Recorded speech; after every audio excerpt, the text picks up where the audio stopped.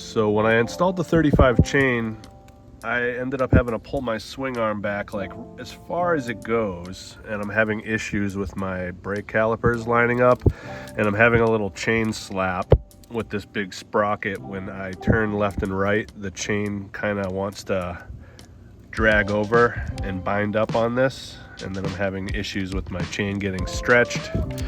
So what I want to do is I'm going to try to take one link out of this chain, and I'm going to have the axle all the way forward on the swing arm, see if I can tighten the chain up.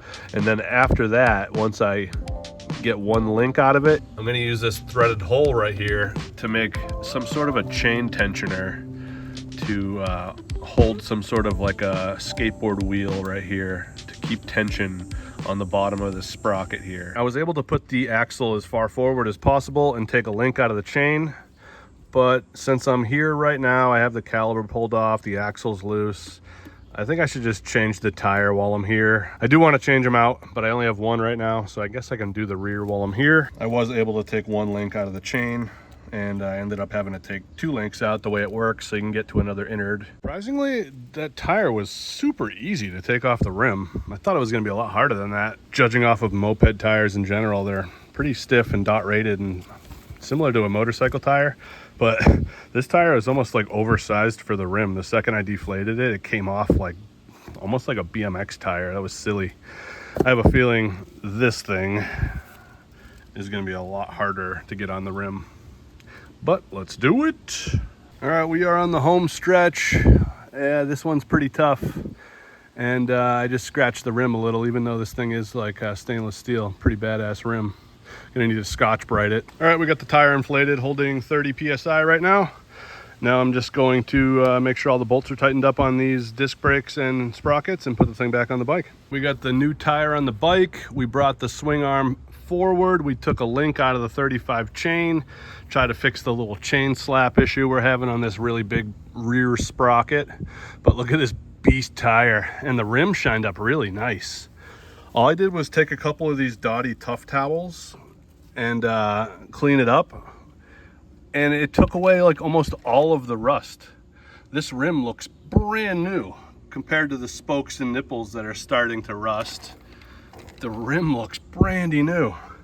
And I shined up the swing arm a tiny bit on the inside. I sprayed a little spray and let it penetrate. This tire is just beast. It's definitely heavier, and the bike's probably going to be a little bit slower with this tire till it breaks in a little. It's got this aggressive tread, but it'll end up being worth it. I thought I was going to have a tire for the front too, because I found this Pirelli down in my basement, but ends up it's a 16-inch, and Voloci's a 17-inch tire.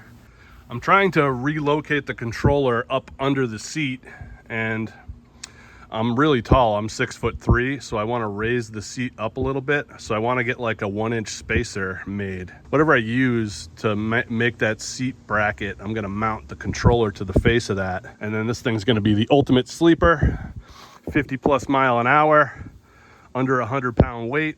But now we got to deal with this front end. It's completely destroyed. This tire is completely dry rotted. So I have another Voloci down in my basement that is also a project. It was a 48-volt setup that has rock shocks on the front and a newer front rim and tire. So what I'm gonna do is take the front end off of that bike and put it on this bike for now, just so we can have this thing looking nice and new.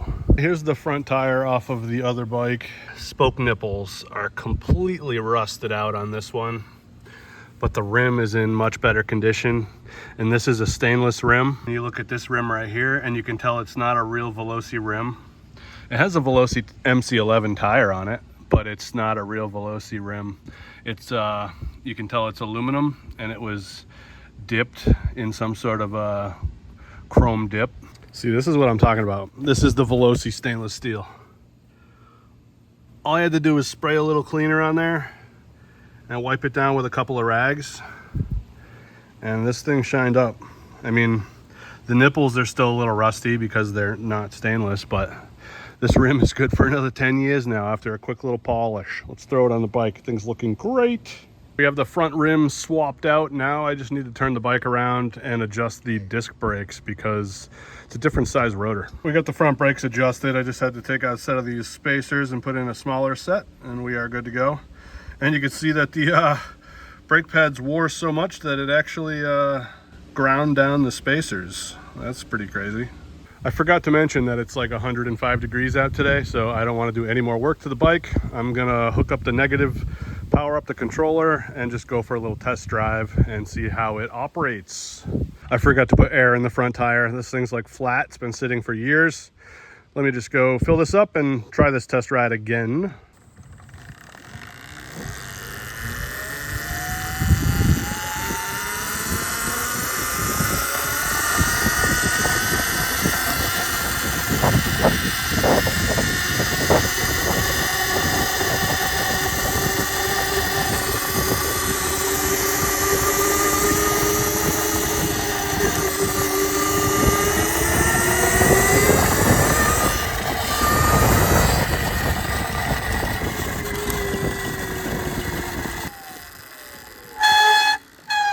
Oh my God, that brake. That's the rear brake. Oh my God. It's pulling the brake rotor in a little.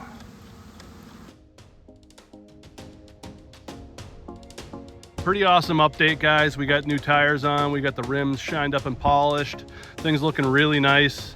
Now I just need to finalize all of the wiring, neaten up the wiring, and I need to change these brakes. These are Avid mechanical brakes from mountain bikes, and the pads are just smoked. They're squealing right now. I'm trying to adjust them, and as much as I pull these things, as hard as I pull them, the bike just does not stop without making squealing noises and taking forever. But thanks for watching.